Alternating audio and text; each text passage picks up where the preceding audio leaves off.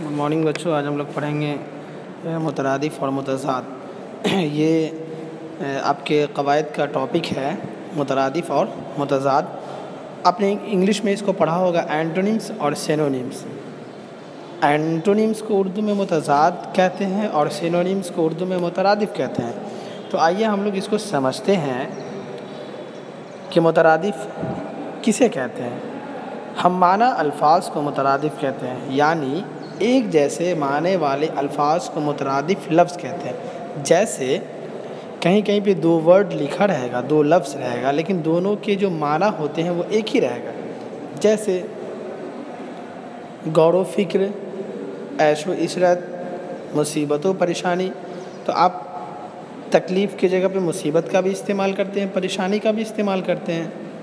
अक्लमंदी और दानिशमंदी, या अक्लमंद या दानिश्वर, ये दोनों इस्तेमाल होते हैं।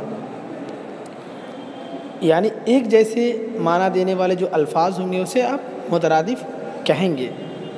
जैसे यहाँ पे कुछ वर्ड्स लिखा हुआ है, मुसीबत का परेशानी, सोच समझ, सूझ बूझ, गौर व फ़िक्र, ऐशो इशरत।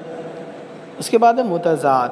मुतज़ाद का मतलब होता है उल्टा माना वाले अल्फाज को मुतज़ाद कहते हैं। ऐसा लफ्ज़ जो एक दूसरे के मुखालिफ माना देता हो, जिसको आप इंग्लिश में एंटोनिम्स पढ़ते हो, लोम और विलोम हिंदी में पढ़ते हो। तो जैसे दिन का उल्टा क्या होना चाहिए, तो जाहिर सी बात है आपको पता है कि दिन का उल्टा रात होगा। अगर आपसे कोई पूछेगा कि उजाला का उल्टा क्या होगा, तो उजाला का अंधेरा होगा। धूप का क्या होगा? तो इसी तरह से अगर आपसे कोई पूछे कि धूप का परछाई, या फिर इंसान का उल्टा क्या होगा, तो हैवान। ज़िंदगी का उल्टा क्या होगा, तो मौत होगा। आराम का उल्टा क्या होगा, तकलीफ़ होगा। इसी तरह से कोई पूछे कि सूरज का उल्टा क्या होता है बच्चों, तो सूरज का उल्टा चाँद। तो ये कुछ अल्फाज हैं जो आपको समझने के लिए मैं मिसाल के तौर पे लिखा हूँ, ताकि आप बातों को अच्छे तरीके से समझ जाओ। मुतज़ाद को ही ज़िद कहते हैं। ज़िद का मतलब ही होता है उल्टा, और ज़िद की जमा होती है अज़दाद। तो लेकिन यहाँ पे हमने मुतज़ाद ही लिखा है सिर्फ।